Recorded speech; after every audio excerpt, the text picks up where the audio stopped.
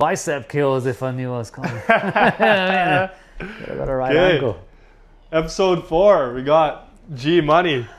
Thank you very much. Ben. Yeah, thanks for coming on to the okay, show. Man. Thanks for having me. Appreciate it. Yeah. So it was my buddy, my good buddy G Money here. I've got to know him over the summer, starting my business. G reached out right away to just call me and right away just offer up his advice anytime, basically. So yeah. I've called G a few times, and now I'm asking him to come on the podcast. So yeah, I'm honored to be here, man. I feel like the king sat here in the palace. So thanks for having me here, man. Yeah, no, thank you. So I wanted to ask you a little bit about how you ended up in Saskatoon. You know what? That's a question I ask myself a lot. Because obviously you can tell from my accent I'm from the UK, and you know a little bit about me already. So I always had this dream to come to Canada because I've been so many times because we have quite a bit of family out here. And the way the Canada system works, it's all on points.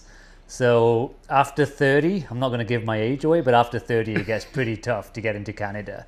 Right. So me and my brother were just searching on the web one day, and he goes, you know, I found this province called Saskatchewan, and maybe we should give this a try. So I started reading into it, and you know, I made an application online, and I got nominated by the province. Okay. The province of Saskatchewan. Saskatchewan, yeah. So I have to stay in Saskatchewan for 3 years. I've done my 3 years now. Right. But obviously we like it here now. So we applied. I got nominated. And then it started getting a bit serious, you know, because now I have to submit paperwork and stuff. And so I said to my wife, you know, let's do a bit of research now on Saskatchewan. I don't know nothing about it because I'd only ever gone to Vancouver, Calgary, and Edmonton, the main big cities. And the first thing we saw was the weather, like minus 40, minus 50. and I said to my wife, you know, don't worry, this is obviously a mistake. No one can live in minus 40 and etc. So yeah, then I rang my cousin up, and he said, no, it does get that cold. It's got to wrap up warm. Yeah. So I said to my wife, you know what, we'll get there, we'll stay for a few months, and then we'll just move on. But when we came, the kids got into school and stuff, and they got settled, and we bought a house here, and you know, we've been here for nearly 4 years now. We love the province and love the people, and it's difficult to move out now because it's a very beautiful city. So yeah, that's my quick journey and sort of how I ended up from the UK to Saskatoon. It wasn't planned to come to Saskatoon. Right. It was just Canada, and I did try very hard to get into Vancouver. That was always my first aim, to get into BC. But like I said, we couldn't even say Saskatchewan for like 3 months. We were like Saskatchewan, yeah, the S place. Yeah. So it was weird, but yeah. And then it was like, where do we go, like Saskatoon or Regina? Because they were obviously the two main places. Right. And to be honest, I think we just picked Saskatoon just for no reason at all. We had no idea what the difference was, other than that we knew Regina was the capital.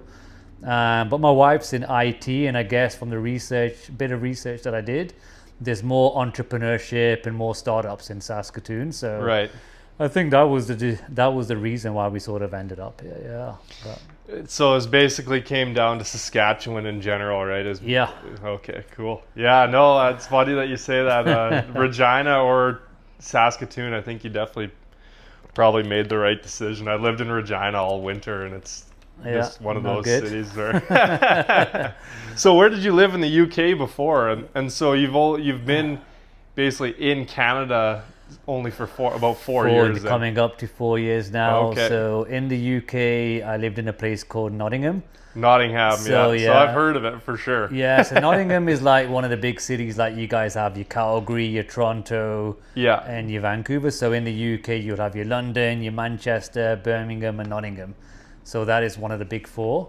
So you have London at the bottom, and then you've got like Scotland at the top, the north, and we're right in the middle. Right. East Midlands. So I was born and bred in Nottingham, lived there my whole life. Right. Yeah. So it was tough leaving it. It wasn't an easy thing to do, especially when you've grown up there your whole life and you got all your friends and stuff and your family and stuff. So, but it's one of those things, if you don't try, you never know. So yeah. You know what I mean? So I'm curious, like I want to travel and move all over, but I'm curious, like what kind of, like you had family here, Yeah. And so when was the first time you ever visited? I think I was around 14. Me and my brother came on our own. Okay. My brother's 5 years older, and Yeah. he was at university. So I think he was like 19. So for us, it was just exciting traveling on our own. And we went to my cousin's in Vancouver. Oh yeah. And it was crazy because my uncle, who's passed away, and he was an architect, and he had a huge house. Right. And obviously, I don't know if you've ever been to the UK, the houses are a lot smaller in No. England. So when we landed and in his driveway, me and my brother were like, wow, shit, we're going to stay here. It was like, I don't know if you've seen The Fresh Prince of Bel-Air. Yeah, yeah. It was like that massive staircase, Really? big spiral. And I thought, wow. So it was like 6 weeks living in a palace. It was crazy. Yeah, the boys, eh? You're Yeah, like, I yeah, just yeah. gotta fucking, yeah, that would be unreal. I'm getting out here Yeah. to go to Vancouver. I know. It was, because this was going back, what are we now? In the 90s. It was early 90s. Yeah, It wasn't as busy as it is now as Yeah, well. yeah. But, coming from the UK for the very first time and seeing that, it was like, wow. And since then, it was like, I just got to go to Canada. I've got to move to Canada. And That's funny, and yeah. that's how but I've been like 14 times. I used to come every year when I was studying. right. Just used to get a cheap flight, stay on my cousins. I used to mainly go to Edmonton Okay. and just chill out there and, just drink alcohol and go bars and stuff and spend Yeah. about 5-6 weeks and then just fly back. But you could fly over those days for like £200. You could get a return Really? like $350 for a return ticket. So I didn't have to pay for accommodation or nothing. And That's like me right now. I've kind of figured out the few cheat codes where there's cheap flights. Like you could fly to Vegas for cheap if you just drive just over the border into Yeah. Minot, North Oh, yeah. Dakota. It's like $100 round trip to fly to Vegas. yeah. And then for me to fly to Toronto too, for a while, his round trip was like 200. So that was Wow. cool. Yeah. But I think they maybe patched that, but Yeah, it's expensive now to fly from Saskatoon. I remember when I came, there used to be an airline, and now they had Flair. I think that one's gone. yeah. But there was another airline before that.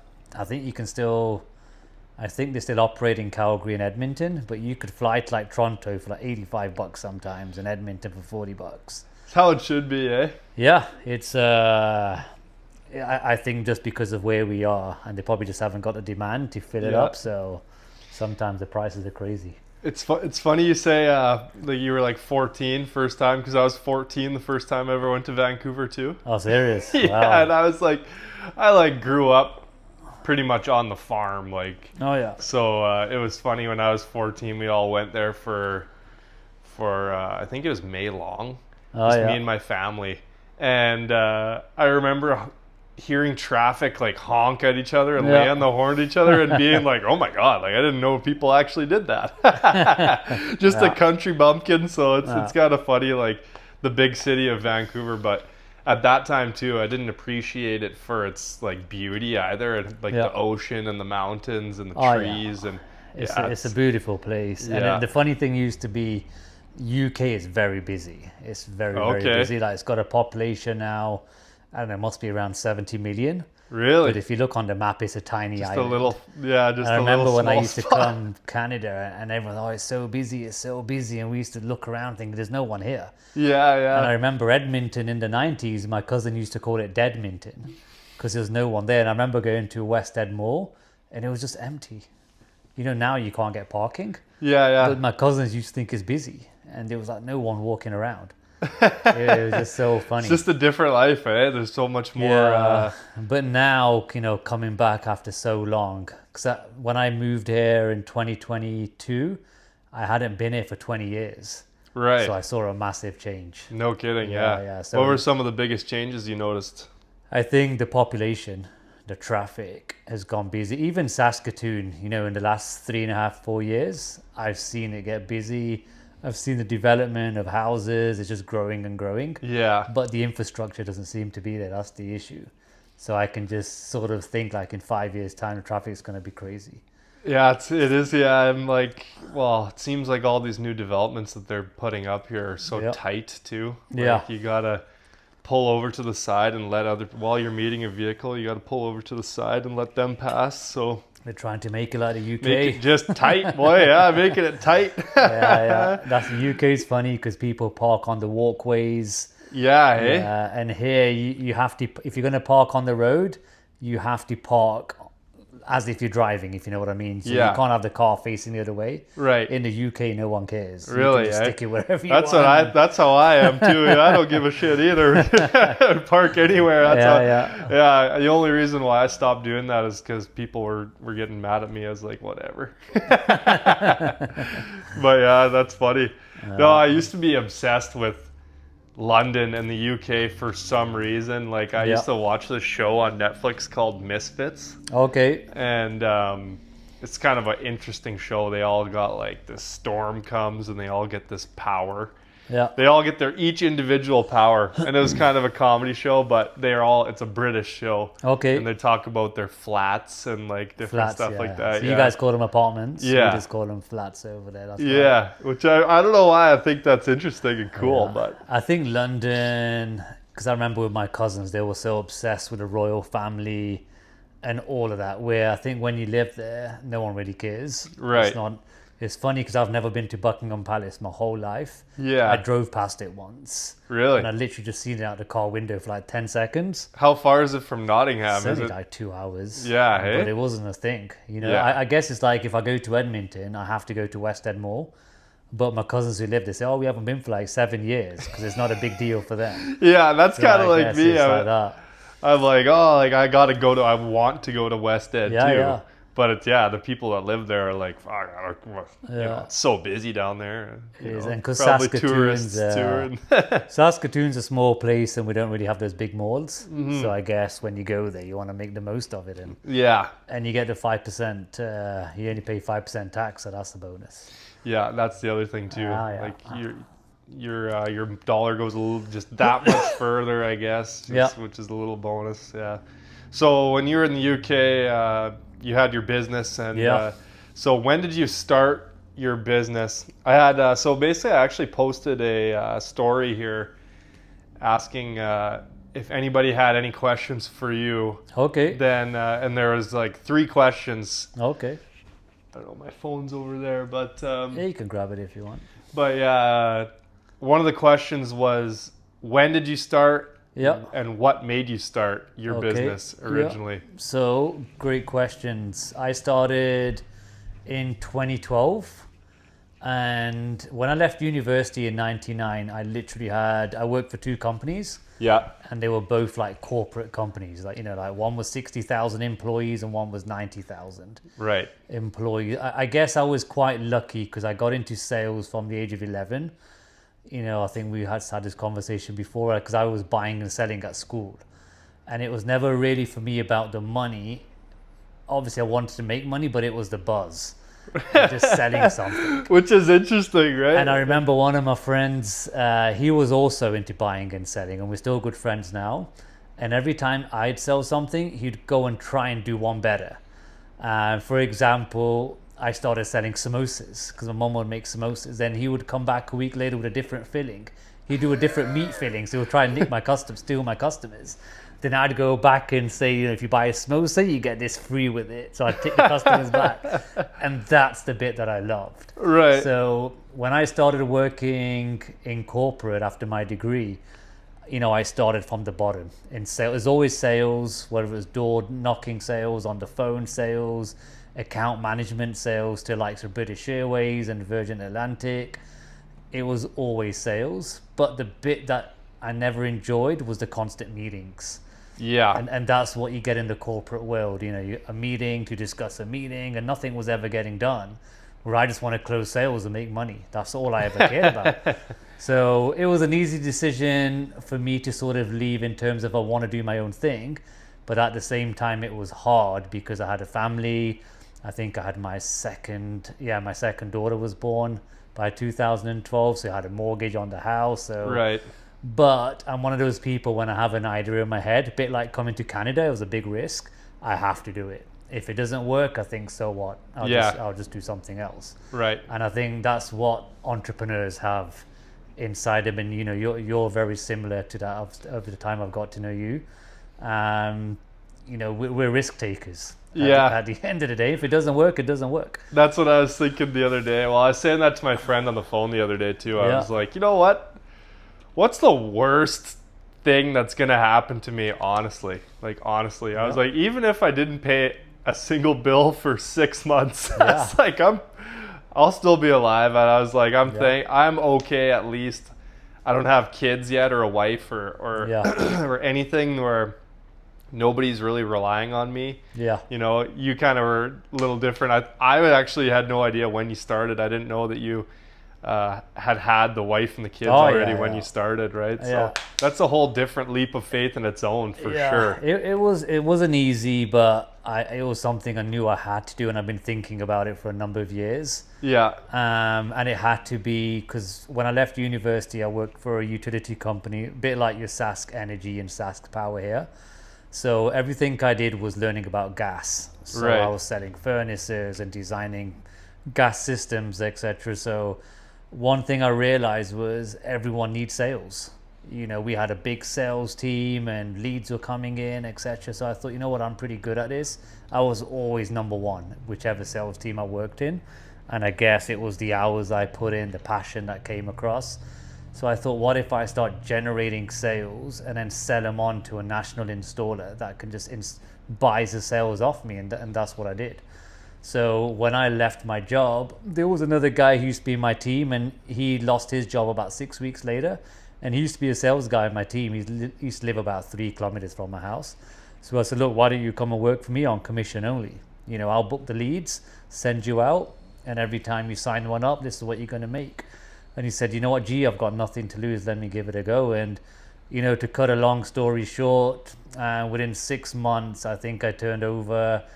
In England, we say revenue is turnover. Is about £190,000, close to $400,000 in 6 months. It's crazy. Yeah, and it was me and my brother as well. So my brother left his job. So that was your first 6 months? First 6 months of trading. And I had no investment. I already had my cell phone. I just went and bought a laptop.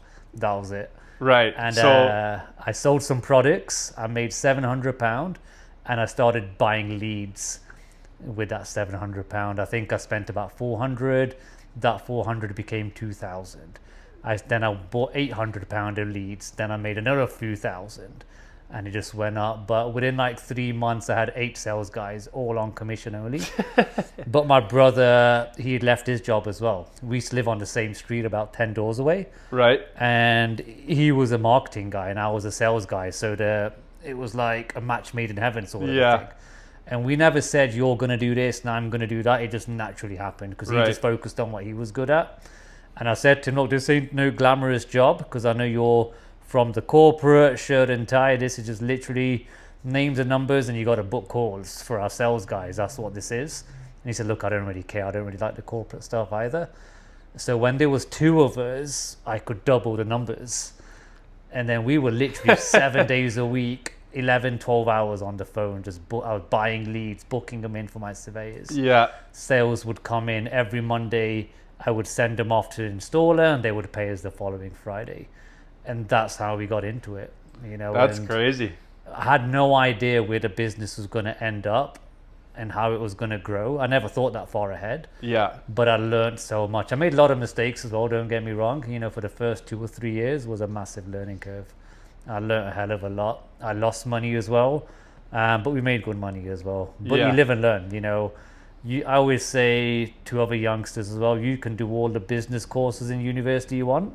Until you do it yourself, it's a different ball game altogether. That's the thing is like, like I saw a photo yesterday, and it was like a ladder, and it was the same wall, and one ladder was really built shitty. Oh yeah. But the other ladder was built perfectly. The only thing was the perfectly built ladder was only halfway done, and it was obviously the guy who built the ladder, however, you know, just doing it as he went, got over the wall first. So it's an example, but like, it's just taking action. But that's crazy that you guys did that much in revenue your first 6 months. 7 months.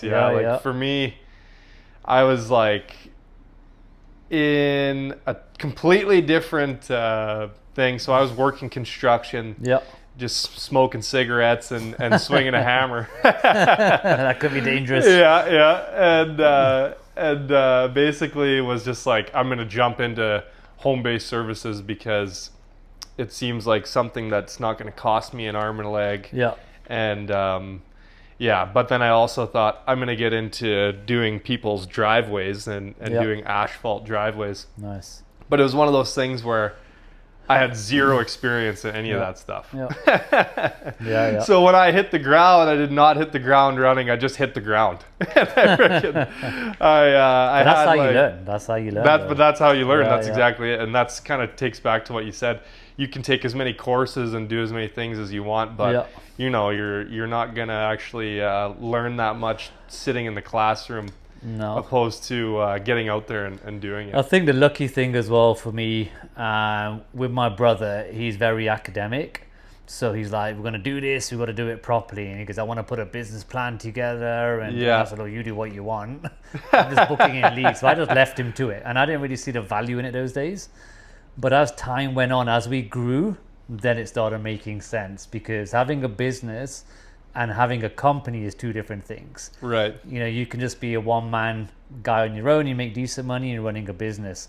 But when you want to expand and grow a brand, then it turns into a company, then the business plan starts coming into effect. Like, who's your target market, who you're going to target, etc., and who's your customer base. And because where a lot of businesses fail, they start targeting everyone. And you can't do everyone a lot of the times. You have Apple and you got your Samsung. They've all got their own audiences. Apple hasn't got 100% of the market share. They probably never will, because you're always going to get those Samsung customers. But they know who their customers are. You got Dyson. I remember the vacuums. That guy's from the UK. And I remember when he started, everyone was like, who the hell's going to pay £500 for a vacuum? This guy's crazy. But now, you can buy a toothbrush for like $300. And whatever that guy creates now, people just trust him and the brand. And they pay crazy money for it. Yeah, it's like there's a market for everything. There is. Even private jets actually sell out. You know what I mean? It's crazy. So it's funny how there's a market for everything and there's a price point for everything. Like equilibrium point is something that I learned about. And it's basically just how you price things. That's right. Like, so if you had 5 hot dogs and you were going to sell each hot dog for $1, you'll probably sell them quick. But if you only have 5, and then if you sold them for $5, you're going to make them for 5 times as much. So that's right. Depending on your demand, it's just like the water bottle at the grocery store will be $2, but the water bottle on the airplane is going to be 11. Same product. It's supply, it's demand. That's demand. I guess that's not so much like target market, but those are the small things that are like, I think, that go into, like you said, having a business compared to having a company. And then also what's going to make you a B player compared to an A player is like you said, like the little small things are going to kind of separate you. Like I always think of restaurant owners. If you're a restaurant owner, you should know exactly what your expenses are for every little tiny thing. Like you should know what the lettuce costs on the burger, each ingredient of each thing, and then how much your dish costs as a total, and all that stuff. And I think that people get wrapped up in trying to just market or trying to make their social media look beautiful. And when you're first starting, you just got to make sure that you're profiting, kind of. Even now, when I do consultancy for some businesses, they haven't even got a clue if they're making money. They have no idea. They're spending money on Google ads, and they think because they've been busy that month, they think they made loads of money. Because I'm working with this company at the moment, but they don't include the management cost of Google ads, how much they're spending on Google ads, how many sales they got from that, so you can work out your ROI and is it actually worth it. But they just don't know, because as soon as someone gets busy, they think they're making money. Just because money's coming in, but you got to check what's going out at the same time as well. And if you're making a 4% margin, then what's the point? Dude, you got to do the math. You got to do the math, and that's where the education does come in. When we talk about the university and stuff, then it does. I agree. So you got to have a bit of both, I think. Or even if you haven't got that part, you got someone in your company that just focuses on that. And so, I saw that one guy who's always like. He never went to university, this guy owns his business, but he's like, but I got 5 PhDs.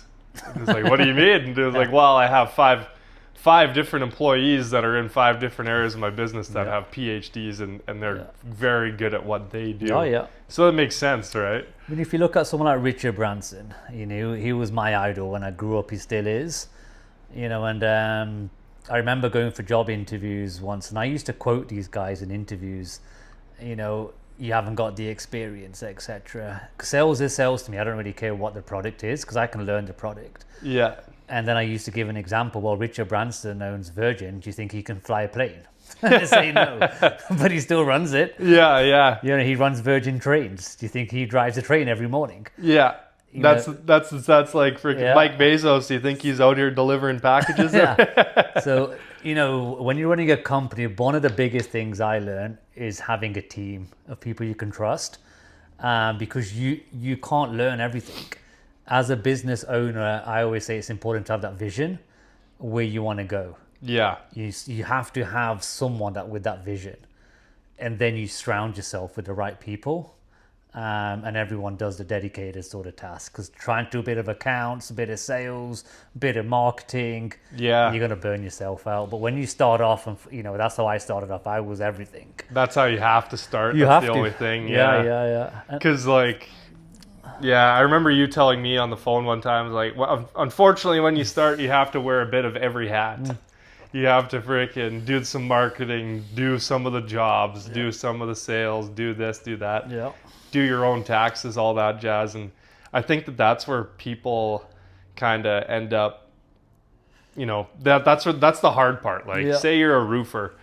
Like, okay, well, I'm a roofer, and like if I was to just have jobs falling onto my lap, then that'd be great. But you have to learn how to market, and then Yep. once you learn how to market, then you're good. But now you have to learn how to freaking do all the other Yeah. bullshit. Basically, Yeah, there's yeah. so much bullshit that goes to There's it. a lot of red tape in the Yeah. business, and I always think I advise everyone at the beginning to do everything themselves, I agree. because you got to know. Yeah, You know, I think we had a conversation once. We said your accountant charge you this much, yeah, so yeah. much money. And I remember when I started off, we was doing it all ourselves on Excel, so I knew what it entailed. You know, when you do your returns online, we did it all ourselves just to save Right. money. So you pass it to an accountant, and if he says it's going to take me 10 hours, then no, it don't, because I can do it in an hour. So why does it take you 10 hours? Yeah, And then they start realizing, okay, yeah, this guy knows what he's talking about. yeah. Okay, yeah, let me just redo your quotation again, etc. I think it's funny you've mentioned that. I had basically an accountant who's I still am with the same accountant, and I'm looking to get a new one, but I was getting charged crazy, and they were taking advantage of me basically, as I think I was young, silly, new entrepreneur basically, and doesn't know any better. So yeah, I have to ask, and that's why it's important to have older people who are been in the game for longer than you to ask those questions too, and they'll let you know if you're okay. Yeah, you're definitely overpaying, or no, that seems about right. Yeah. And then I think having mentors and having people who you can bounce ideas off of, even if it's in terms of like, hey, I'm gonna do a mailing thing. I'm gonna try and do those mailing cards where see how many leads I get off of them. Because I think even if I was to get 2 sales, then that'll cover the cost of it. So 100%. So I think like having questions like that, or being able to ask questions like that, is huge. Yeah, you know, mentorship is a big thing, and you know, I'm 48 years old now. I started my company probably early 30s. Mid 30s, wherever it was, and I'm still learning today. Yeah. There's always something you can learn, but I say it's easier now because the internet is so available now. There's so many tools available, I should be saying. You know, like accountants. Nowadays, you don't even need accountants. You can get software on monthly subscriptions that does all your pay stubs for you, and you know, you can do so much. Yeah. Even marketing and stuff with all the AI stuff, and it's getting easier and easier. Because I remember the days when I was selling, you know, I remember when I was a manager in my last few jobs ago, and, you know, salespeople always complain, you know, this is not right, that's not right. And I said, the days I used to sell, there was no internet. Imagine that. You know, you used to go and see customers, no GPS, nothing. So we used to have this book in the UK called A to Z. Yeah. The whole of the, you know, or the UK map, and you'd sit there the night before planning your journeys and write it on a piece of paper. So you got a customer meeting at 10 a.m. You got to think, oh, it's going to take me an hour to get there. Could be a bit of traffic. I better leave at this time. But it's basically giving you planning skills.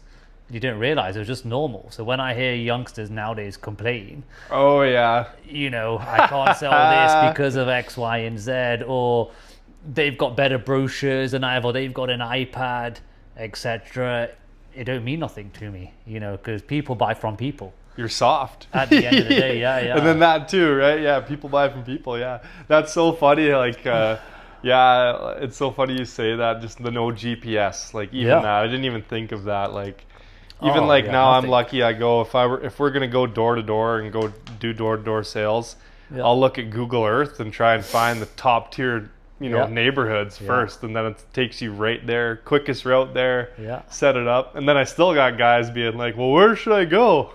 And even the properties that you're working on, you could go on Google Maps and check them out the night before. Yeah. You know, do I need high ladders for these properties, etc. Yeah. We had nothing like that, and I remember when I was selling furnaces, we call them boilers in the UK.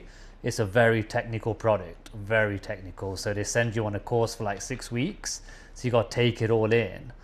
And every time you get stuck, we had to ring the technical department, hoping someone's going to pick up the phone, and you're in the customer's property at the same time.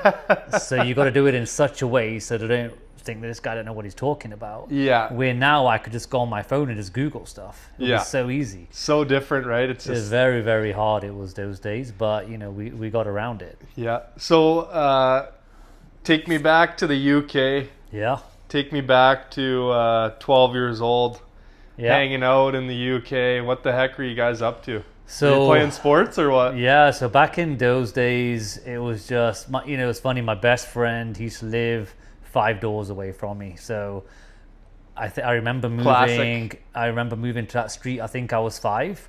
So all the way from, you guys call it kindergarten, we call it nursery there. All the way from kindergarten to university, we were together. Well, it's funny you say that because we have nursery school. Yeah. But it's like, that's like pre-kindergarten. I think anyways, for me growing up.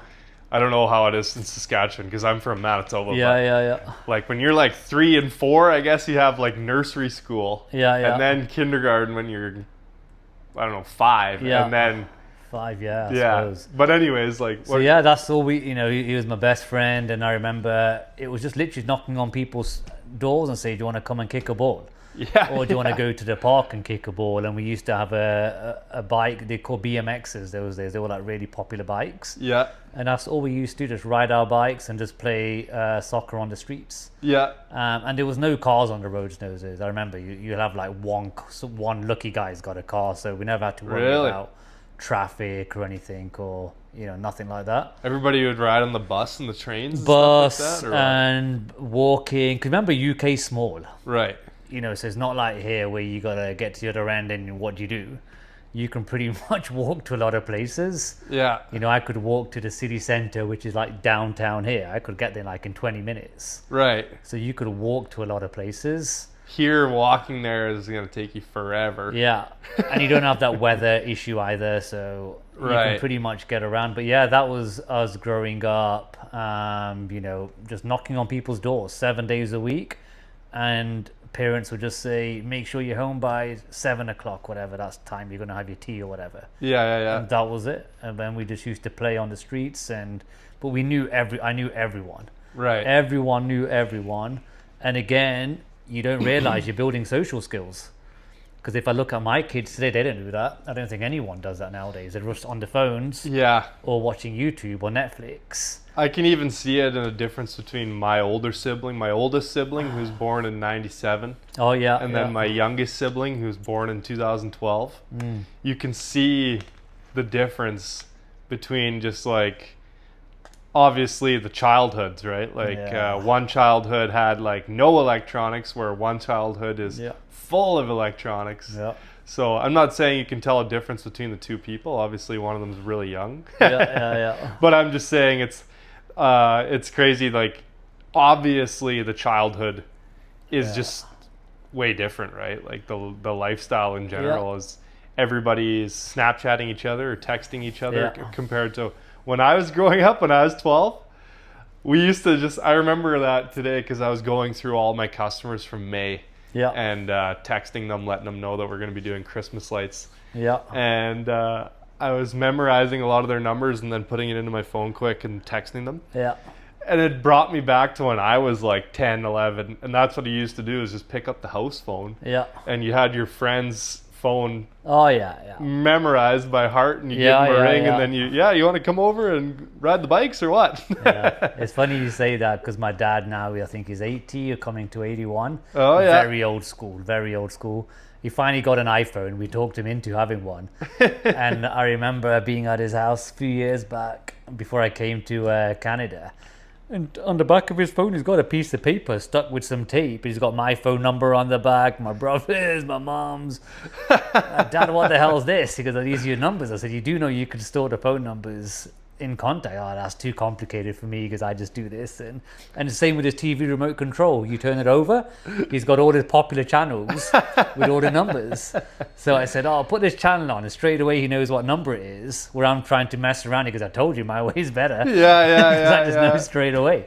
So that's funny. Keeping it simple. Yeah, and I think that simplicity is it has a lot of value to it. Yeah. Oh yeah. Simplicity has so much value. Keep it simple, right? Like 100%. No, I agree. But yeah, I noticed a massive generational gap when I think of or look back to people in my generation.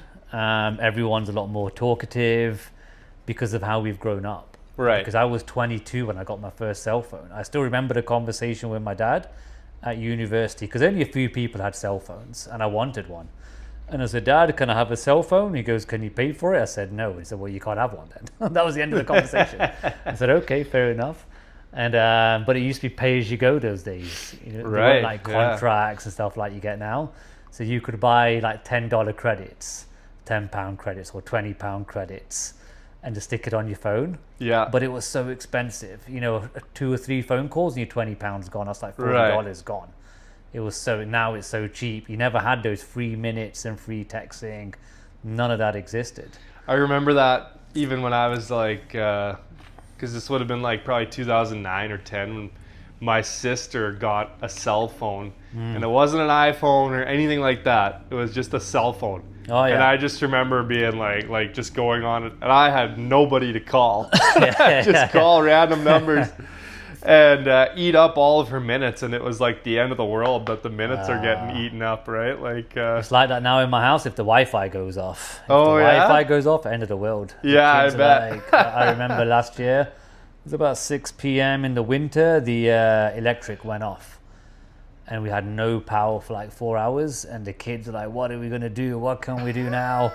I said, "How about we just." We got no lights, so I said, "That's fine. We got some candles and stuff. We'll get some candles." I said, "Why don't we just sit together and you can tell us about your day at school?" "Oh, that's boring. And then we got some board games out and stuff, and they actually enjoyed it. And I said, "Look, this is what we used to do growing up," because we didn't have. We had 4 channels on TV when I was growing up. Yeah. It used to be BBC One, BBC Two, ITV, and Channel 4, and that was it. And you used to get kids programs from 3:30 till 5:30.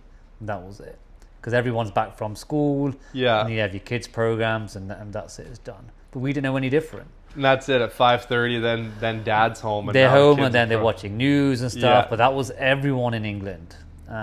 There was no Sky TV and all of that sort of stuff those days. Yeah, it's funny. Hey, it's like Yeah. I think that was the experience for a lot of like my parents' generation and their generation older than them too is pretty similar for the fact that there's just kind of we had 4 channels and that was it, right? Do you remember the first like gaming system, or did you ever have gaming systems? We had a Sega, or Sega, I think you guys call it. Remember that? The 8-bit Sega used to come with a gun. I had a ZX Spectrum 48K. Imagine that nowadays. Just 48K of RAM. That was like the creme de la creme those days.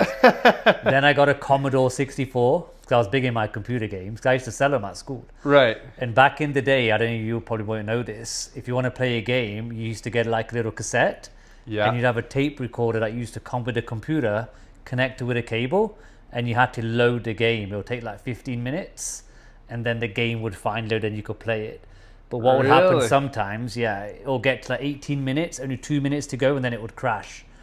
And then you got to start all, then you got to rewind the tape right to the beginning. And it used to be, so ZX Spectrum, there was a BBC, the Sega was the best one we had. Right. The Sega, but I know there's better PlayStations and stuff now. And Yeah, I never got into the vids. Like the only reason why I got into the video games was because of my buddies playing it, and that's what they were into at the time. So then I'd be like, yeah, if I want to hang out with the fellas, like obviously got to get on Modern Warfare 3 here. Like, so that's how it was for me. But we played like NHL too. Did you? Are you a hockey fan? Because I always see with the Oilers. You can see with the old Oilers, but hockey's not a thing in England. No. No one even knows about it, ice hockey. But like I said, when I came here, I've got cousins in Edmonton, and that was the first place I went when I arrived. Yeah. And hockey was on at the time, and I heard about the Edmonton Oilers, and I just got into it. Yeah. Because I arrived when the games are on. I think it was no. So did you watch Gretzky back in the day when you were? No, I've heard about him now. I didn't know who okay. he was back then. Right. But then obviously I started watching it when then the playoffs and stuff came. I thought this is great. Yeah. Because it's so fast. And I used to be a big WWF fan back in the day. Okay, yeah. And then I saw these guys fighting on the rink, and I thought, this is pretty cool. Yeah, And, the boys scrapping, hey? Yeah, that is, it's just addictive. Then I thought, Oilers have won this game. Then I saw the rivalry with the Flames. So this is pretty cool. So I'm pretty hooked on it now. That's funny. So the last guy that we had on the podcast is Keyshawn Gervais. Yeah. So we posted him last week. And he's a pro hockey fighter. Okay. Or maybe not hockey fighter, pro hockey player, but he likes to fight and he gets into it lots. and that's what I did when I played. So when I left high school, I did 4 years of traveling and playing junior hockey and playing trying to.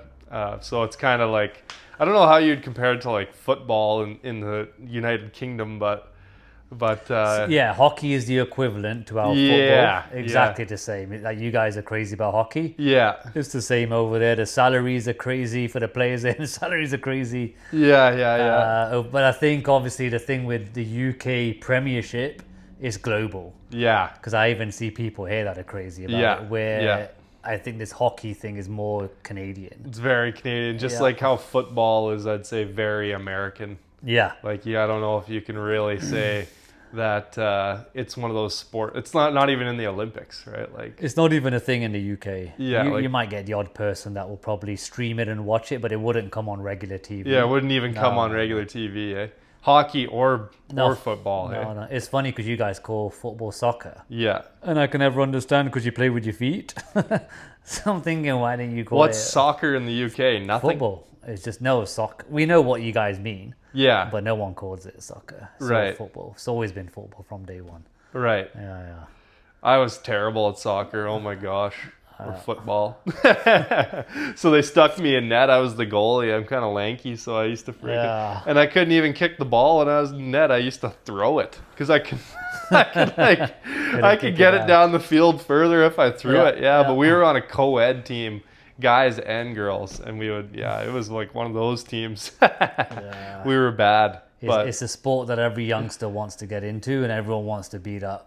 because the salaries are so glamorous. Some of these guys are taking like close to $400,000 a week, so it's big money. Oh yeah. If you're in that Premiership and you're in the top teams like Liverpool and Manchester United and is Nottingham a pretty good squad? Or? Nottingham Forest, it's well known. I think they made it into the Premiership. It's cool. 3 years ago, so it's cool how they do it there, where it's like you bounce up and down into different leagues and stuff. Eh? Like it's not like that here.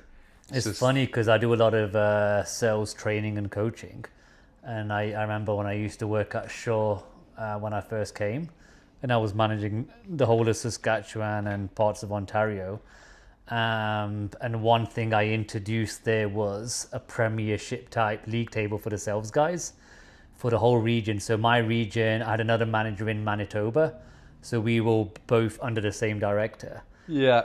And I said, look, let me create something. It's going to work. Trust me. And we'll have prizes. So whenever you have a sales team, you can't have everyone up here. You're always going to get the middle guys and the guys at the bottom. But when you create like a league table, like a Premiership, Division 1, Division 2, no one wants to be in the bottom because it's visual. Everyone Right. can see it. So we used to say, you know, if you come top in your division, you're going to get another $1,000 of Amazon or whatever. And then the top two people will move into the next division. Yeah. And you know what? It became the talk of the thing. Really, Everyone eh? wanted to be in that top, but sales numbers went up Right. like that, and it's crazy. It's the same people that are selling. It's the same in sort of incentives, but they're just used in a different way. Because when Yeah. I got there, the winner would get like a Dyson vacuum. So that's, who the hell cares about a Dyson vacuum? They most likely got a vacuum already. People just want money. Right. You know, give them money and let them buy what they want. Give them Amazon gift cards or whatever. Yeah. But better than that, why don't we ask the people what they want? What kind of prizes do you guys want? You know, and that's where a lot of businesses go wrong. A lot of managers go wrong. You know, I've worked in corporates. I've held managers' positions. One thing I've noticed in Canada, the titles get to them. Titles mean a big thing to people here, whether you're a VP or a manager, where to me, titles mean nothing at all. For me, I've never wanted to come across as a manager, but wanted a team. Right. And I've always helped them sell because that's my passion. And you've got to relate to the team, but you've got to get them involved. Remember what I said earlier about to run a successful company, you've got to have a great team around you, and managing a team is no different. Right. Without that team, you can't hit your numbers. So you've got to motivate everyone gets motivated by different things. Yeah, someone might get motivated by a Dyson vacuum. So yeah, you're going to get an Amazon card you want, go and buy it. Yeah. Sort of a thing. And I think that's where a lot of managers go wrong, because they assume they don't ever ask. Right. And I've seen that throughout my career. You know, and I think it's a big thing to sort of ask the team and get them involved. What do you guys want? What do you think we can do better? Because I haven't got all the answers, but collectively we can get the answers. I always remember this quote, because I'm big into Bhangra music. And what's that? It's like Indian pop music. Oh, okay, yeah. So I used to be a Bhangra singer as well back in the day. No way. So I recorded a CD and I did some videos in India as well. No way. So I launched that. And yeah, I remember this quote from this singer. He won this award and he got called to the stage. So he had an 8-piece band and he was a lead singer, but they gave the award to him because he was the singer. And the first thing he said was, "This isn't my award, this is the band's award." And he said, a singer is nothing without the band, but a band is nothing without the singer. And I thought, yeah, you know what, this guy makes sense. It's no different to a sales team. Yeah. And these are the lines I used to use with my team. You know, a team is nothing without the manager because I've got a vision. You know, you guys have got problems. I've got the contacts higher up with other management so I can get things resolved. But I'm nothing without you guys either, because I've got to hit numbers for the team. Yeah. You know, if you guys aren't motivated or not turning up for work, I can't do it. You know, it's little things like that that I've picked up throughout my sort of career and stuff. But I always thought that was a good saying. That makes total sense too. It's true. I'm a big firm believer in team as well. Yeah. And I think like when you're in an environment that you don't feel like you're on a team, then it makes things harder. I think like when you're a lone wolf, there's this mentality that you need to be a lone wolf sometimes when you're in your entrepreneur journey. But I think one of the biggest things I've learned this year is how much we all kind of lean on each other. Even true, like we all like ask each other, talk to each other, even if it is just to talk quick about like, oh, I got this and this and this going on. Oh, me too. Like you got this and this and this. I'm busy as fuck too.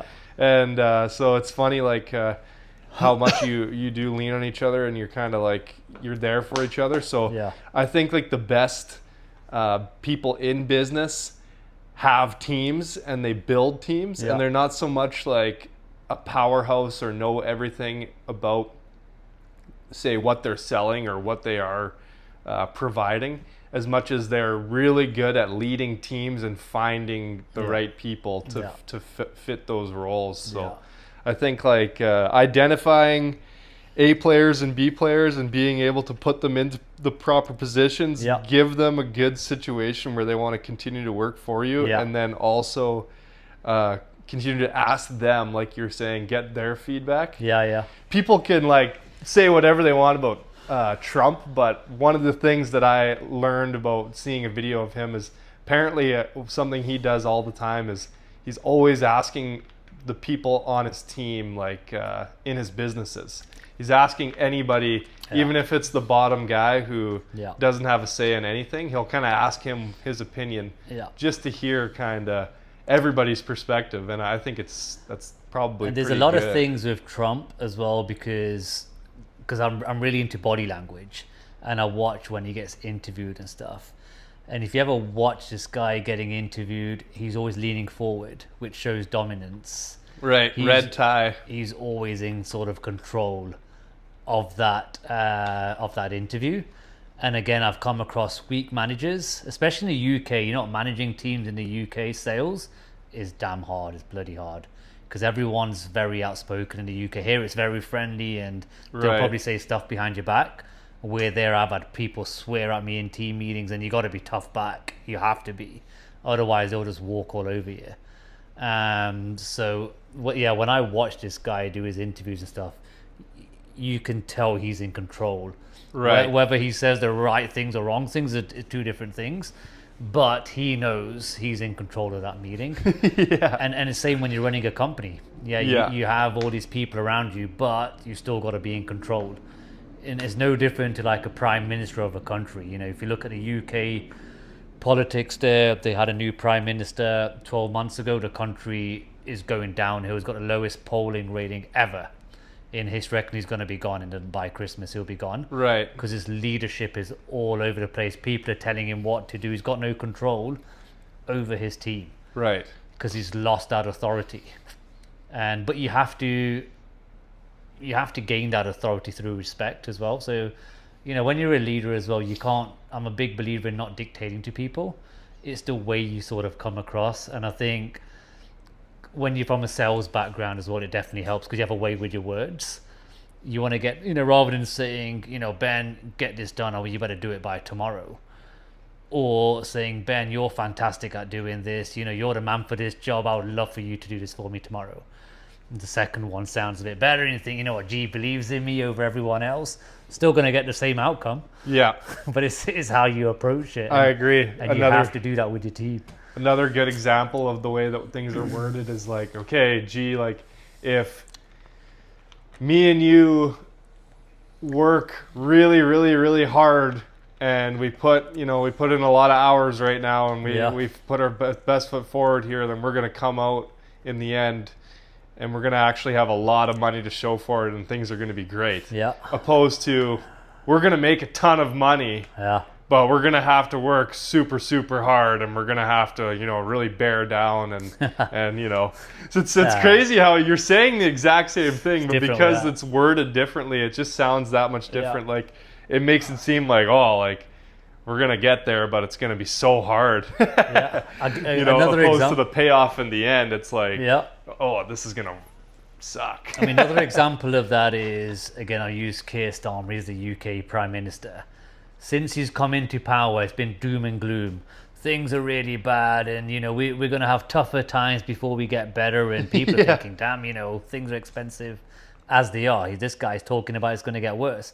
And then you see Trump, he's always bigging up his country. Yeah. You know, we're the best country in the world, and whether they are or not, you don't see it that way. He's just always motivating people. Right. How he sort of talks. Yeah. And they're probably in a bad state as well, but it's how he sort of, that positivity he sort of brings. Yeah, I think those are like the type of leadership qualities that you do want, right? Like, obviously everybody has their own opinion on whatever Trump, but when we're talking about business, I feel like those are the qualities that you want, right? Like I had running my sales team this year. Sometimes it's hard. Like sometimes they're not motivated, and a lot of them are just getting started. So when you're trying to motivate them, you don't want it to be like, oh, okay, well, fuck, boys, we don't have any jobs on the board here yet. You need to get from the 6th till the 10th filled out today. Like, you know, that's the last thing they want. They're gonna think, fuck this. They're gonna be like, oh my god, like, opposed to, what's up, boys? Like, it's a beautiful day out there. Like, great day for some sales, you know. I'll be like, yesterday we got 5, so you know, beautiful day, like And even little things like, you know, from lunchtime you take them for a hot dog or a burger Yeah. or whatever. Yeah, it might cost you $20, whatever. Yeah. But they love that sort of stuff. yeah, like it's the little things that are yeah. gonna separate you, like between, because everybody for the most part knows what it's like to work Yeah. and be an employee. So when I try to make it, because I'm small business right now, and we have the opportunity to be super hands-on with everything. Yeah. So I try to make it like the most enjoyable as possible. Yeah. Because I also know that by the boys coming back next year, Yeah. then it's going to help me out that much more Yeah. by having guys who have experience already doing it, and all those sorts of things are pretty big. I mean, just obviously spotting you on Facebook, it was your enthusiasm that caught my eye, because there's loads of videos I just scrolled. Yeah. And I actually went back and watched the video again, because I could see that fire in you. I can just sense it straight away. Yeah. And I've actually mentioned you to quite a few people that I have meetings and stuff with, because it's a rare quality that only comes every now and again. And it takes me back to that hunger I used to have. You know, get up in the morning, yeah, you have a shit day sometimes, but then you're thinking, what else can I do? What else can I do? Yeah. And that fire can never go. It's like having that flame, the torch, the Olympic flame. Yeah, you got to yeah, keep it going all the time. And you got to keep it going for your team. And they, you know, who doesn't want to be a part of a glowing team? Right. All the time, rather than, like I said, the doom and gloom. You know, we've got no jobs next week, boys. So you know, we're just gonna chill out next week, sort of a thing. And the thing is, shit, I got bills to pay, etc. Right. So it's a rare quality. But seeing how far you've come in those like 3-4 months that we've been working together, might have been longer actually now. You've come on a good way. Yeah. But I can see you going on. I reckon in a couple of years' time, you'll have a different business altogether. I think so too. I don't know where I'm going, how I'm going, but I think that I'm probably going to have a few different businesses. But yeah, I appreciate that. I think we've been able to take like massive leaps this year. I think my analogy, or what I'm thinking of, is like last year I swung and I missed almost. You know, I swung and I guess I hit a foul ball maybe, you know, or maybe a single. But this year we swung hard and we hit a double. And next year I think it's going to be just that much more of like another big leap up and getting that much better, and incorporating things like Google ads and mail and more yard signs and having trucks with logos and that many more sales, and then just stuff like that. So I think this time next year I might be able to be sitting in a really good situation. Because what we'll do is we'll start putting a growth plan together for you. And this is where the business plan comes in. You know, like you've got a business now, you want to turn it into something like a company. And then this is where we start thinking, right, this is how many customers we have now. This is our revenue. Then we start setting revenue targets. Yeah. How many leads do I need a month or a week or a day to hit these numbers? And then you might even have someone in charge of your marketing, you know, where they're working with us full time. So you want to write Google ads, you want to do SEO, or you want to do direct marketing, or door knockers is probably a big one. I don't know what you guys call them here, but they're called canvassing teams in sales, where you have like teams of 5 or 6 people just going around. It was funny, I was chatting to my neighbor, doing some website work for her. She's just literally is behind me, and her neighbors just had a new roof. So I was chatting to her because I thought, you know, these roofers are big guys, and so I've seen their branding a few times. I wouldn't mind doing some work with these guys. And she said, they just knocked my door last week. And I thought, well, what a hell of a sales guy to sell a $15,000 roof from door knocking. And he sold one 2 doors away as well. Really? Yeah, just from door knocking. Be good commission. Yeah, but you wouldn't think that you would sell a roof from door knocking. Yeah. You know, window cleaning and driveway cleaning, I can understand, but these are like high ticket items. I agree. But I guess what they've got behind them is that brand. Everyone knows who they are. And they've Is it Wilderness? No, I know who Wilderness are as well. I'm trying to think who these guys were now. Was it SW, maybe SW Roofing? That sounds about right too, yeah. Yeah, there's a few big companies that do roofing.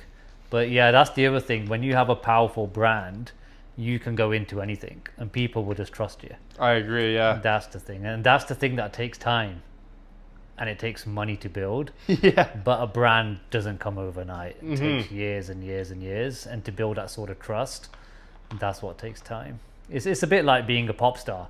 Yeah. You know, you had all these old, like Tom Jones and all these old time singers.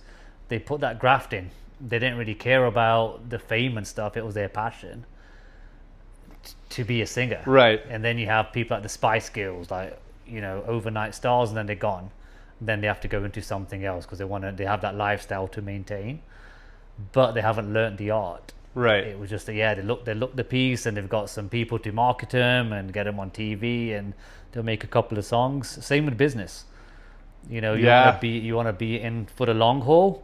You got to put the effort in and build it over time. My accountant was telling me that.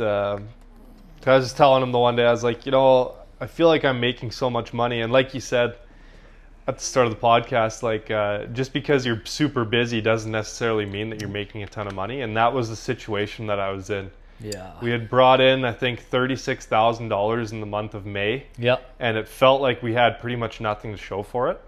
And when there was 2 employees, and it was just like, how does this even really happen? Because it's a lot of revenue to take for 1 month. Yeah. And so we did that, and we did it again in June, and then we did in July we did it a little less than that. Yeah. And then in August we did 16 grand.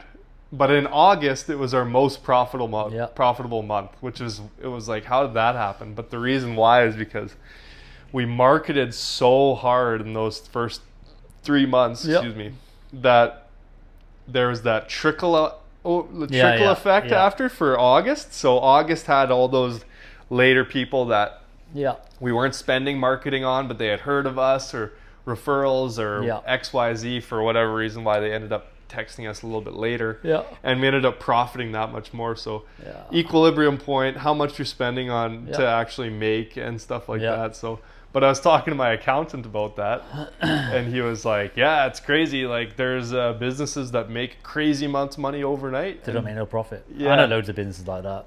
But some of them are doing like 80, 90,000 pound a month. Yeah. But they're losing. There's a heating company in the UK. They do around 160 million every year, close to 200 pounds. That's like $400 million. Yeah. And they probably lose about 7 to 10 million every year because of their marketing spend. Yeah. But again, I think what these guys are going for is sort of market share, and then they're hoping they're going to sell it on to someone. But that was their model for like 10, 12 years ago. No one's bought them out. But because in the UK, when someone's a corporation, anyone can just go online and check their accounts, so you can see what these guys are doing every single year. But they've never made money. I think Uber's the same. Uber's throwing so much money into it, thinking they would sell it on, but they lose money every year. But now they've got competitors out there as well. Right. If you think about it, it's so cheap to catch an Uber. How can you make money from that? And then you got to pay the driver, and then you got all that marketing going on. You can't make money from it.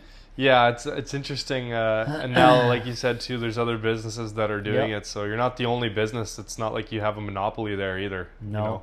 And I think whenever you run a business, one of the biggest things I learned when I started my business in 2012, I mean, that was my first serious business. I used to be a DJ as well. So my first business was G Sounds. G Sounds, baby. Sounds. I've still got some pictures and stuff back at home. There was no internet in those days, so there's no websites. And it was straight after university. And because my brother was 5 years older, he was working. So I talked him he had no interest, but he had the money to buy the equipment. I said, look, come on, let's do DJ. We'll make loads of money and I'll get the customers. We made good money from it. Okay. So I just had him on the back on the decks. But those days, there was no like mixing and stuff. I'd like put a CD on and then put the next one on. So I used to make the list for him. And I used to do all the talking on the microphone. And, you know, Indian Sikh weddings, like 1,000 people sometimes, 800 people.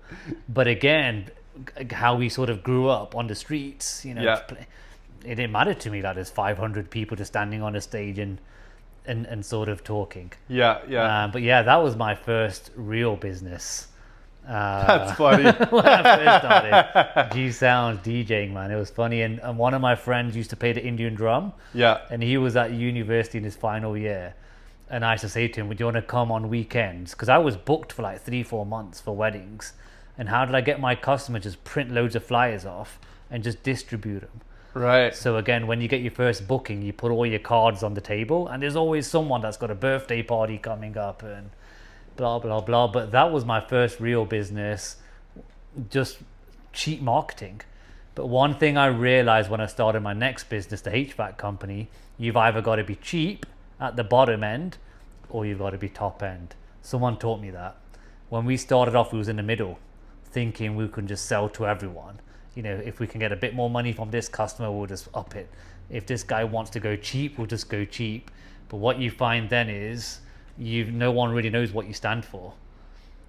And if you look at companies like Dollarama, you know, someone that buys designer clothes probably won't shop at Dollarama. Someone that just shops at Dollarama are probably not walking around in Armani clothing. Right. So they know who their customer base is. Yeah. But once you're stuck in the middle, those guys never make it. No. And all the companies that you ever see going bust, it's normally those guys in the middle. Trying to sell to everyone. You look at Hugo Boss, something like, you know, this is like a cheap t-shirt. I think I paid like $5 for it from the UK. You stick Hugo Boss on here, probably $100. Yeah. Same t-shirt. Yeah. What people are paying for the name. It's the brand. You know, and I remember people used to say when I used to work for a company called Eon, it was one of the biggest utilities in Europe. I think it was the biggest. Our prices were so high compared to everyone else's, and sales guys used to complain, you know, we can't sell because we're too expensive. But I said, you're selling the brand. People will pay that money because of trust. You know, they don't have to worry about Eon going to run off with my money or they're going to turn up. They know they've got 70, 80,000 people working there. Right. As opposed to John the plumber down the road, who's like, yeah, he could be £700 cheaper, but John the plumber might be gone when your furnace breaks down. You can't get hold of him. He's showing up drunk. Yeah, but this is what you then have to sort of explain to salespeople when you're selling. Yeah. You know, because they just see that price difference, so we can't sell because we're too expensive. And then I used to say, do you know how much money these guys have put into their brand for them to create this brand? They got to get their money back. And that's what a lot of salespeople never understand. And when you run a business, I mean, you're running your business now, look how much money you're spending on marketing. Yeah. You know, you're trying to create a brand for yourself. But if you went all out, you'd be spending thousands a month, easy. Yeah. We spent a lot in May and June on marketing, close to like, I'd say close to 4,000 each month on marketing, just because it's those are the hot months for the window cleaning. So the other months you're not going to spend nearly as much. No. So. And that's just in one city. Yeah. So imagine going national, how much money you would be spending. So it's crazy. That's where I see it if I was to continue to trend on this path, as I see it expanding into Calgary and Winnipeg. I think Winnipeg would be one where I could go there and make close to $100,000 a month in for 3 months. Yeah. May, June, July. And I think maybe July would drop down for sure. It always does. Yeah. But I could see Winnipeg, it's like 1.2 million. It seems like one of those cities that maybe doesn't have a ton of competition compared to Calgary. But a ton of people and lots of money there and lots of older folks. So, but just one of those cities that I'm kind of maybe not like, you know, first in line to go. Yeah, and you know what? The best thing about your business is very similar to what I was doing. Every house has pretty much got a furnace. That's right. Every house has got windows. Every house and every building. That's right. Yeah. And one thing I never cared about was competition. I don't know why, because when I studied business at university, at college, it's always about make sure you know your competitors and do your competitor analysis, blah, blah, blah. I didn't care. I don't really care either. For me, it was about being the best. Yeah. And I remember I'm really into quotes. There was a guy called Linford Christie. He was like UK's 100-meter fastest runner. And I remember him being interviewed once. And I was probably about 13 listening to this guy, and I still remember the interview like clear as mud. And they said to Linford, who do you look up to? Nobody. You know, and the crowd went quiet, the audience, and the presenter was thrown.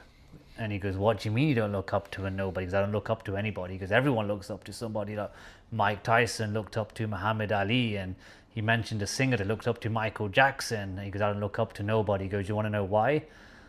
And he goes, why? He goes, when you're looking up to someone, you're looking up. And he goes, you're always going to be second. because I want people to look up to me. So he goes, I admire people, but I don't look up to anyone. Yeah. Because I want to be the best at what I do. Yeah.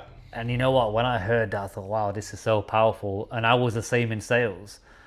And I remember I've got so many like trophies at home and certificates for best salesperson, you know, and I wear a turban as well. I never used to. I used to be a haircut guy, clean shaven. And when I did my Bangra album, it was funny because I signed a record deal and the guy goes, let's stick a turban on for you for your image.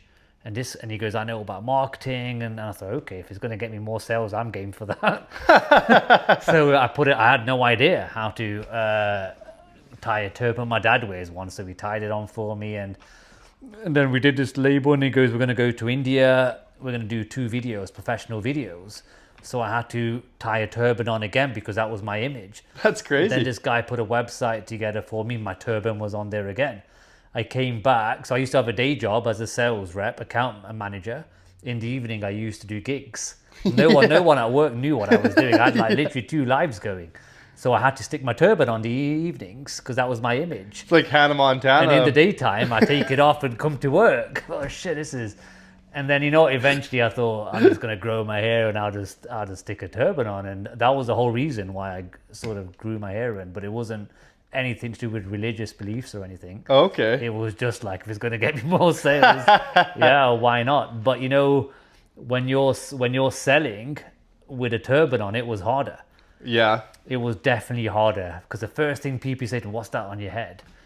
And at the beginning, it used to get to me a bit. Then I thought, you know what? I got to turn this to my advantage because sales is all about people remembering who you are because everyone was selling the same product as me. Like, you know, I could start a window cleaning business tomorrow. I'll be doing no different to what you're doing. But yeah, how do I do better than you? Like, you know, to top your Facebook videos is going to be tough because you'll just go out and do a better one.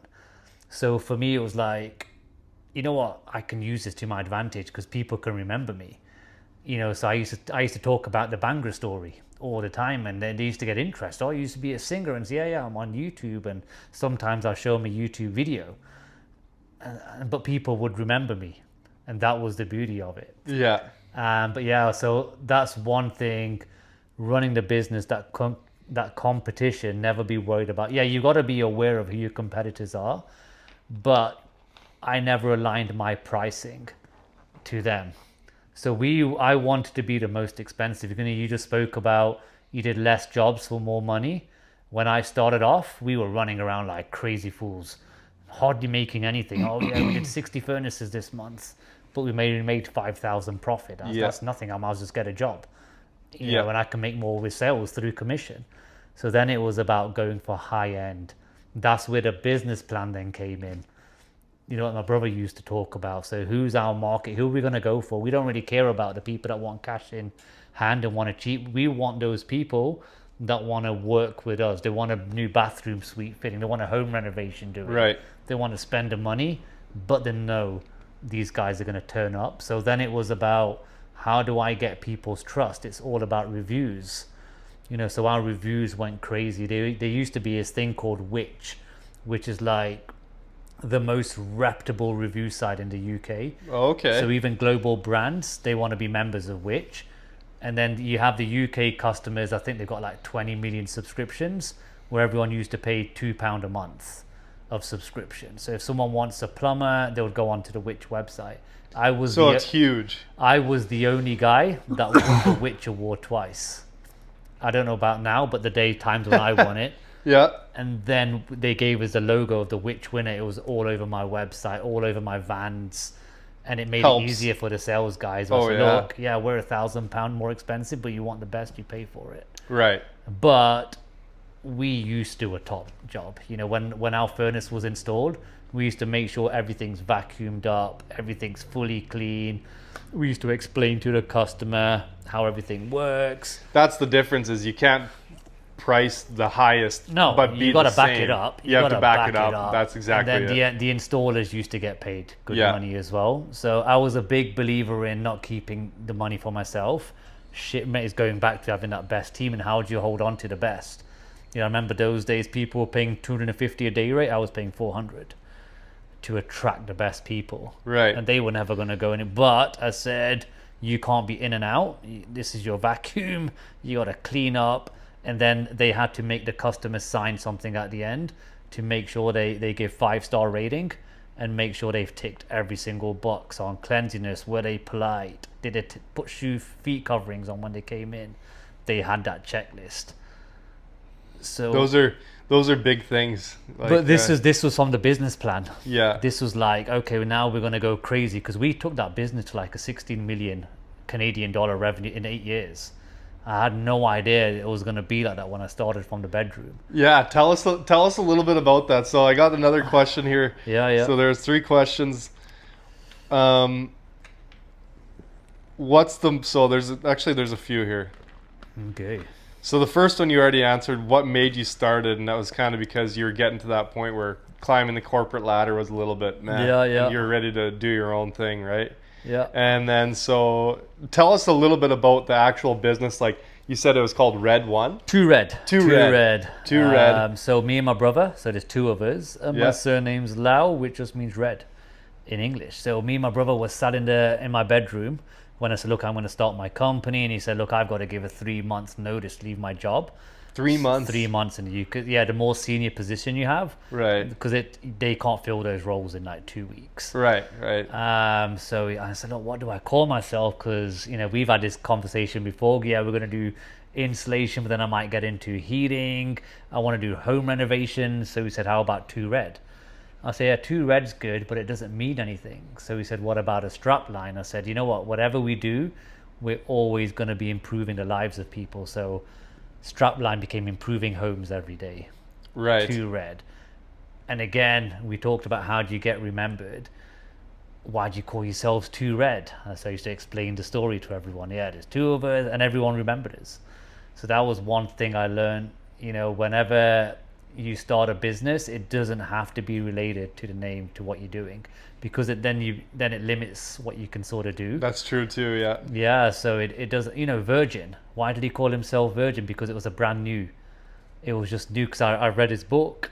Oh, okay. And he just wanted something. He didn't know what to call his business, but he said it was just so new at it. He just called it Virgin. Yeah. And he had Virgin Megastores, Virgin Atlantic, and Virgin. He does like cruises, and he's got 200 companies, Richard Branson, which I never knew. That's crazy. And he's got about 200 failed businesses as well, yeah, which I couldn't believe. Yeah. He did so many businesses that failed, but he learned from them and he created new ones as well. So yeah, that's where the name came from. It's not all home runs, right? No, you know what, you're always going to fall. It's no different when a kid starts to walk. They're always going to fall, but they get up. Yeah. And then they walk, and then they'll do a few more steps. I remember teaching my daughter to ride a bike, and she always wanted the stabilizers at the back, and I said no, because that's going to become the norm. You're going to fall, you're going to get back up, and then you're going to ride again. Then you're going to go a bit further. Yeah, you might graze your knee. Yeah. And I always remember when I took her to the park, and I was holding on to her, and I let my brother's like, let go. And she goes, Daddy, you can let go now. And I said, I let go ages ago. You're down there. But in her head, she achieved something. As soon as she knew I let go, she fell over. Right, yeah. Because it's in the mind. It's a mind thing. Yeah, and you're gonna learn so much more from falling than you are gonna learn from the training wheels. So what was that question? I don't know if I answered that. So the question was, just tell me about the business. How did it grow? How did you guys ended up selling the business, right? So I didn't sell the whole company. I split the business up into sections because I have a property company as well. So we have quite a large property portfolio, which we built on the back of that business. Nice. Which also has 2 Red in the name. Nice. So I didn't want to sell the name on. Yeah. So I had like contracts with housing agencies. I had about 4,500 monthly subscriptions, so I sold all them off as well. And then I bought loads of web domains as well, so I sold all them off. But I kept my I still own my website today. Yeah. But I'm in control of it. I didn't want to sell the company on its own, but it was hard closing it down. It was very tough. I remember you saying that like you grew it for 8 years. You grew it into 9 years. It was revenuing $16 million a year. In Canadian, yeah, it's probably about 9 million pounds, I think it got to. Revenuing every year, so not total year after year. So growing big and grew that in 8 years with your brother. So definitely something big. After a few years, I realized this is not something I can do forever because Right. it was stressful. It was Yeah. very, we were installing around 100 furnaces a week. So you imagine the Crazy. headaches you're getting with that. It's crazy to think. Yeah, I remember when we did our first furnace, I sold that furnace. And I still remember the customer's name. I remember sitting in front of him, and I was so excited that I sold a furnace. Why would someone pay us £3,000? They don't even know who we are. Yeah. It was crazy. And then we had an installer working for us, but obviously he was on salary, so I had to get him jobs. Yeah. And then we started spending money on marketing, etc. But yeah, then it just then I grew a sales team, because then to get from 1 to 5 to 50, you got to know how to scale up. Yeah. And scaling up's a different ball game altogether. Yeah. But the best thing about that company was I didn't even have $1 on loan. We were a cash rich company. That's cool. So we had, I don't know, 20 vans on the road, all bought cash. All cash. And we bought 2 buildings, £150,000 each, all bought cash. So we could have gone crazy, because we used to have, our bank used to come to us all the time and say, look, take out a loan for $1 million, and could you guys say cash rich? I said, no, I want to be cash rich. Right. Because I wanted to be different to everyone else. So when we used to have months where it used to go quiet, I could still afford to pay everyone because I had all those subscriptions coming in. Right. Those And subscriptions that was my are model. huge. Yeah. My average subscription order value probably was about £40. 40 to £50 was the average, and you times And you had that by 4,500 of them. 4,500. It's a lot of money. Yeah. So I could basically break even with nothing coming in. And I remember when it used to go quiet, the lads used to be worried, saying, we're going to lose our jobs. I said, look, guys, don't worry about it. We're good. Yeah, but because they couldn't understand how we were running it, because everyone else normally just closes down or they get rid of people. Yeah. But from the business plan from day one, it was about being cash rich. Couple hundred grand a month there off subscriptions. Same with my business today. Again, it's growing it from scratch. The Mango Madness Digital Agency. Yeah. It was about, but the hardest thing here for me is now I don't know anyone in Saskatchewan, because I come from the UK. So it's funny you say. So that was the next question. Is this a live stream or you got questions coming no? in? I posted that before and got a handful of questions. Nice. That was the second question. Is what's the most difficult part about your current business ventures? And what are your current business ventures today? I say the hardest thing, probably the accent. It sort of works in my favor as well, because people love their British accent. Yeah. So that was tough for me at the beginning, when I sort of started. And one thing in Saskatchewan, people only want to work with you if you've been recommended or they know you. Interesting. In the UK, it don't work like that. Yeah. I could just be number one on Google, and I'll be flooded with inquiries. Where here, it was like I became a member of the Chamber of Saskatoon because I wanted to get associated. It was the same model again. How do I get people to trust me? I've got to be associated with someone that people trust. And here it was all about the Chamber, where in the UK it was about the witch, trust a trader. Yeah. So I became a member of them, and I'm slowly building that credibility. And then it was about working with local companies that people know who they are. So I remember cold calling into my first company. It was a heating company. I won't say the name. And I finally got in there with them. But when you start working with brands that people know and they trust, then it makes it a little bit easier. But again, I'm not in it for the short haul. I'm in it for the long haul. So it takes time. But again, I've been going now for 9 months, probably hitting close to 100K. From standstill, which is not bad. Yeah, totally. From a brand new business. Yeah. And that's profit. That's not like what my revenue is. Yeah. But now next year for me is going to be about scaling up. Yeah. I'm going to put a sales team together, and then how do I scale up all over Canada? I'm already doing the UK, then I want to hit the US. Exactly. But the beauty with this business is it's all online. You're not limited to where you are. My customers can be anywhere, but the problem you have here in Saskatchewan, they want to meet you face to face. But I mean, we have teams and stuff, but they always like to see you face to face. When in the UK, no one cares. stick them on a Teams. Yeah, I'm in Canada, and they don't even question that I'm in Canada. Interesting, It don't matter to them. They don't even care. Like, can you get me leads? Can you get me results? Yeah. Yeah, and so you can. So I'd say 70% of my customer base is in the UK, 60%, and then 40%, 40% in Saskatchewan. But I want to get the Saskatchewan one growing a bit more, because it's small, and yeah, you can have those face-to-faces, right? Yeah, quite easily.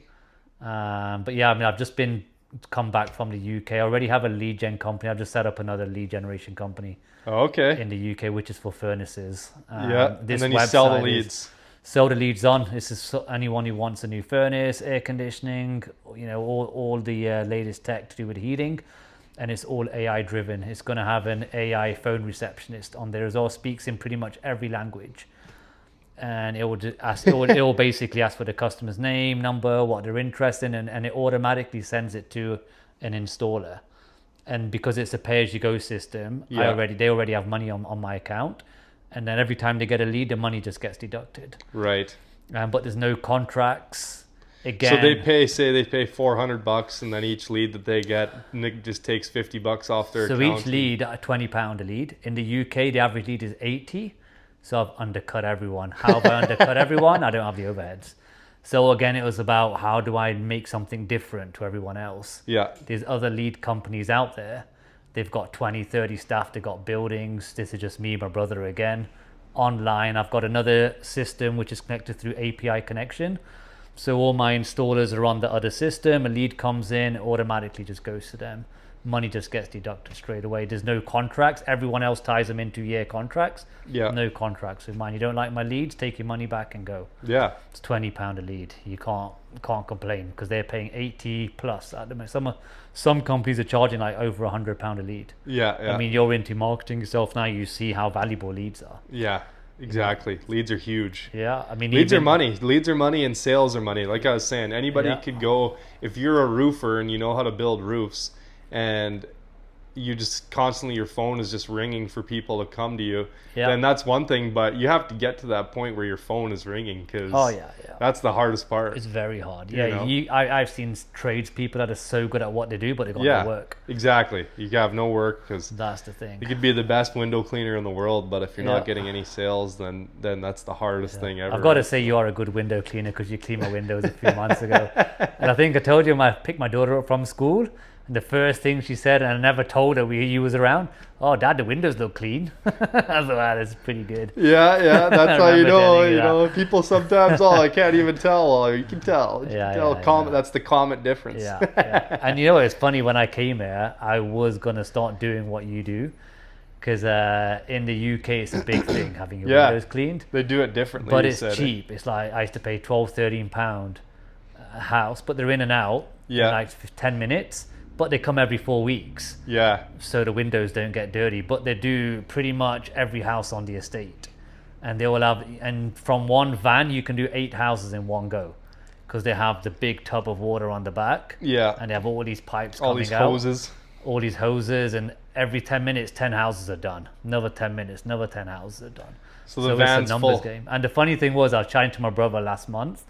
And he goes, the guy that we used to use, he sold his company on, because he started doing something else. And the guy that bought his company was shit. He was getting complaint after complaint. My brother complained as well. And the funny thing was, everyone started ringing up the original guy saying, "Can you clean my windows, because I don't do it anymore." Yeah. And he goes, "I was getting inundated with my same customers. I just set up again."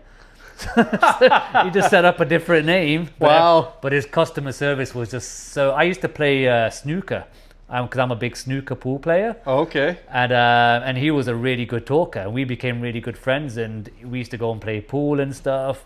But he had that natural ability to get on with all the customers. Yeah. Even he had all these kids doing it, youngsters. He was the face of the company. He would just go around, "Hey, Mrs. Jones, how's your day going?" And the kids would just be there cleaning the windows. They didn't used to talk to anyone. Yeah. And this all he used to do. He never used to clean the windows.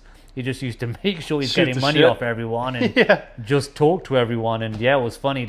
Pretty much 90% of the customers he got back. That's so funny, hey? Like, he sold his company for a lot of money. And then you go and just restart, because now I've always thought of doing that. Like, you could do that as much as you absolutely. So I got a couple more questions for you, and Sure, then we man. can kind of wrap things Yeah, up yeah.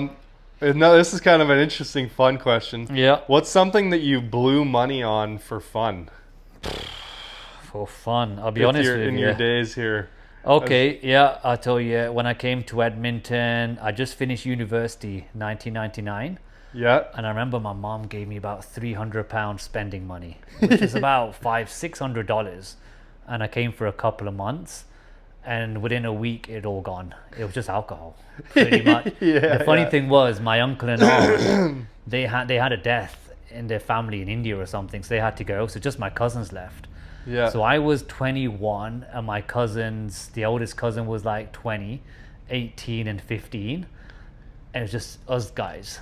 That was it. So we were eating Taco Bell for breakfast every day, then McDonald's, and then it was literally just drinking from 12 o'clock Yeah. till the evening, and then it was hitting the nightclubs every day. And I remember no one was doing the laundry and nothing. And me and my cousin still talk about this day, because obviously we got kids now that are like 18, 19.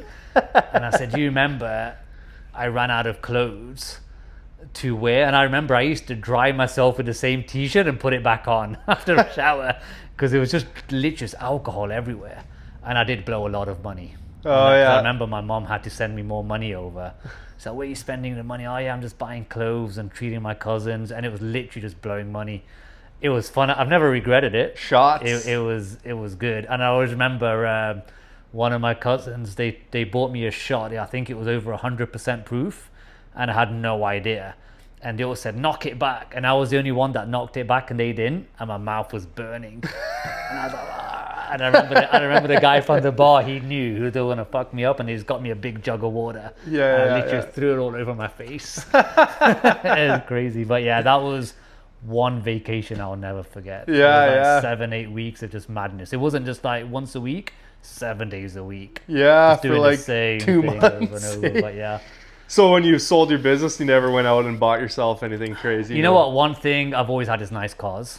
That's Right. one, and house. I like to have a nice house. Yeah. So my house in the UK, even my ensuite, it was huge. It was like 15 foot by 14. It had TV in there, all the internet, the lighting, a big hot tub. The shower cubicle was like 6 foot by 4. I spent a lot of money in my house. Yeah. And I always drove like the best Mercedes cars. Nice. Every 8-9 months, I'll change my car. Nice. So I pretty much drove all the Mercs. And I always made sure I had nice vacations with my kids. Nice. Like once a year we always went away. But yeah, cars is my passion. Nice. That's cool. I can't drive those cars here because of the weather. Yeah. And I have thought about buying one, but you got 4 months in the summer, then it's going to be put away, and I know. it doesn't. I remember when I came in and bought a Nissan. I'm not knocking Nissans, but when you go from a Merc to a Nissan, it was like, this is not good. It's Yeah, not yeah, good, yeah. That's funny. but, yeah. So that's cool. That's kind of, I think that the person who asked that kind of wanted to know, yeah, if you're driving new Mercedes Benz every 8 or 9 months or not. Yeah, that's pretty cool. I used to love the Mercs. And I got into the Mercs because when I had my sales job, as a manager, the perks was, in England, every sales guy has a company car. It's just normal there. But when you're a manager, you can choose your car and you have a list. And Mercs was on the list, and I always loved Mercs. So it used to cost me like £150 a month from my salary, which was nothing, like $300.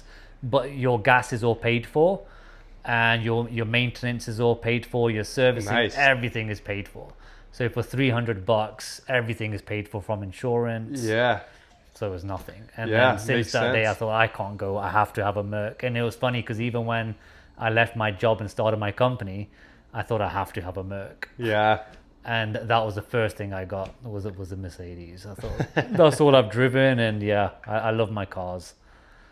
That's pretty love awesome. my cars, man. Yeah. Yeah. No, And I've never. And I see you drive a nice Beamer too. So Yeah, I got a new BMW there. Yeah, and Yeah, I had. So what happened for me was, I bought a 2007 BMW, and yeah, after driving it, I thought, wow, This is the reason why people have them. They're just so much nicer Oh to yeah. drive. So there's a lot of money, guys, in window cleaning. Yeah. Proof's in the pudding. You don't drive Beamers when you're Yeah, making so no that was money. the old Beamer. Now I got a 2024, but Yeah. just hit 10,000 kilometers actually. Oh, nice. And then I just bought a new truck yesterday, Yeah. so That's nice. I saw Yeah. that outside. and I'm super happy with that truck. I got it for a real good price. So Yeah. so but now I'm thinking, fuck, do I really need a nice car? You know. Yeah. But maybe I do. I think, you know, when you're young, you gotta have it. Yeah. It was like, now I don't really care as much, but in that young age, it was all about the cars Yeah. for Yeah. me, and you've got to have that enjoyment as well. Right. I think that's why I did it. I did Yeah. it because I don't enjoy. I love being an entrepreneur. I always knew since I was 10 years old Yeah, that yeah. I've wanted to be an entrepreneur. I used to walk into restaurants and I'd think, oh, if they did this, this, and this, then this place would be buzzing. They would Yeah, make yeah, so yeah. much money. And I've had that mindset my whole life, so I always knew. Yeah. And I think that when I bought the BMW, I had been 2.5 years into my entrepreneur kind of journey, and Yeah. I felt like I had been so successful but had nothing to show for it at the same Yeah, time. yeah, So I was like, you know what? know It's what you time mean. for me to get something kind of nifty here. Yeah. I know. But anyways, last question is, what is your favorite part about what you do? What I do, I'm in control. Nice and easy. I don't people telling me what to do, when to do it, and how I should do it. I like to be in control. It's nice and easy, simple answer. Simple answer right Yeah, there. I do what I want, when I want, how I want. If it doesn't work, I just blame myself. Yes, sir. You know what I mean? and I think you can probably relate to that. I can relate. Yep. Yeah, if I know what you mean. You wake up in the morning and you want to start an hour late, I start an hour late. Yes, sir. No, but I just know what goals I have to hit. You know, like with you, Yeah. you got to book so many jobs in, you got to get it done. Yeah. I'm the same, but yeah, not having someone telling me what to do and how to do it. And that's why I've always struggled working for someone. I've always struggled. Yes, sir. But Right yeah. on. Well, that was it. That was my man, Cool, man. It's G been Money, great.